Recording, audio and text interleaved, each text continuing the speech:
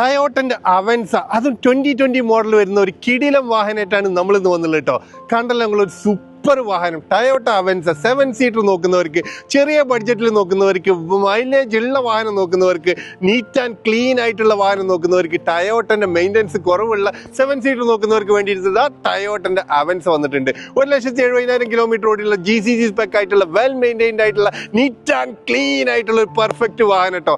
7 seater ചെറിയ ബഡ്ജറ്റിൽ നോക്കുന്നവർക്ക് 2020 മോഡലാണ് വരുന്നത്.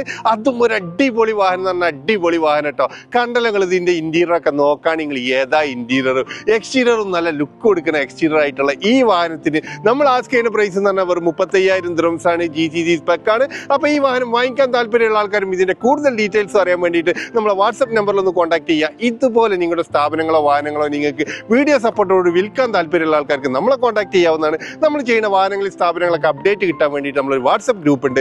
ജസ്റ്റ്